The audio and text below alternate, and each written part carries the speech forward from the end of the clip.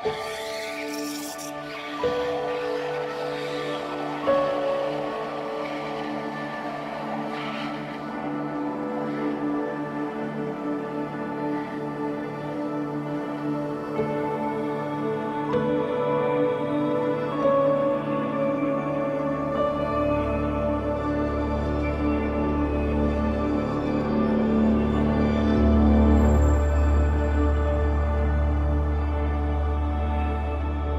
I first met Anderson, it was November of last year. Tabitha Ian took me to his house to see him, and she said that he had a foot problem. And to watch him walk was just painful. He was in so much pain. To think that this boy had this situation that which so easily could have been fixed in the United States if he lived here, but because he lives where he lives, it wasn't possible. But at that time we made arrangements for him to have his foot taken care of and to have a surgery. Come February, it turned out that team canceled. My name is Marcy Shapley. I'm a physician assistant in internal medicine, and this was my second year going to Guatemala. And I'll never forget, it was a Wednesday night. It was March 7th, in fact. I was talking to our missionaries in Coatzacoalcos, Felipe and Carolina, and I said, guys, do me a favor tonight. Pray that tomorrow I'll find a solution for Anderson.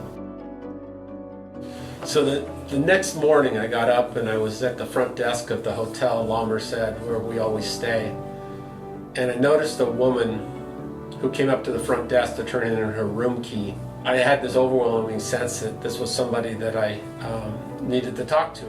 So I don't know who asked who, but so what brings you to Antigua? And as we chatted, we realized that we were both there for with a team for a service trip of some kind. In the pause of breakfast and other things, I asked her, so what brings you to Guatemala? And then I explained while we were there that this trip is a week of pediatric orthopedic surgery. I was amazed. Okay, so this is too good to be true, that here we are needing help for Anderson. We need somebody to take a look at this club foot. And here's a woman who is coming down to do clubfoot surgeries with a team. At that point, I could really feel the Holy Spirit moving, the Holy Spirit filling the grieving for Anderson, the Holy Spirit knowing what needs to be done and making the world shift to accommodate for Anderson. My name is Steve Miller. I'm a retired doctor working in the medical field in other countries as a medical missionary. I've been doing this since 1998, and this particular one I'm on is our 8th medical mission to the hospital in Guatemala. I think it's life-changing for many of the kids, and we'll operate on anywhere from 20 to 50 kids. My father-in-law was in Rotary with Steve, and he encouraged me early on to meet him and get involved with these trips. And Marcy said she would take up Anderson's case with Steve. So Rich did send some video, which was really helpful, of Anderson walking, and I was able to forward those on to Dr. Miller. Basically, she informed me that the surgical unit had booked up most all of their surgical slots for the week, and that there wasn't necessarily space for Anderson. And my prayers at that point shifted from, can I find somebody to help Anderson, was, please Lord, let there be a slot available for Anderson. Steve's amazing. He said he's got to get here with a family member by Saturday morning,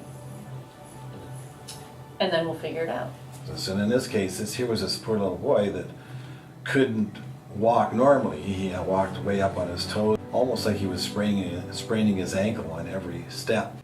Without surgery, he would gradually, over his life, his foot would change shape and become permanently deformed.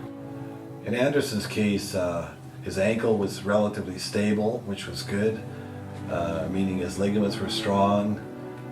We just had to get his foot flat on the ground. And sure enough, he was cleared for surgery. They stuck around a couple days and did fantastic and was discharged on Thursday. Recently, I received video back of him starting to walk and starting to put his foot flat on the ground for the first time ever. Meeting Rich was very serendipitous. It was for us to be in that same little cafe at the same time, to have that conversation that specifically allowed us to talk about Anderson, to make this all happen. I asked where the doctor was from, or she told me where he was from, but he is from Anacortes, which again is right in our backyard. We can call spiritual forces that bring us together to solve problems that would not otherwise be solved. And I get stories that are my favorite that I'll find out about. And this is one of those where here's one of my team members meeting somebody who, by happenstance, not only has a child that needs help that we are quite capable of handling, but lives only a few miles from us. There's a blessing right there.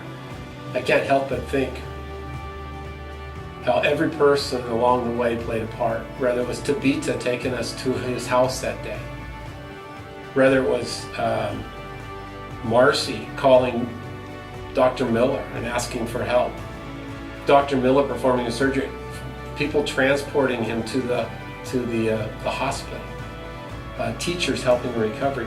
Everybody played a role, and without each person, this wouldn't happen. Anderson would not be able to walk. If one link in that chain would have not taken place, the story would have a totally different ending. And I just am reminded how each of us, each person has a role to play in the lives of people like Anderson. And we just need to do our part. It's not complicated, we just need to do our part.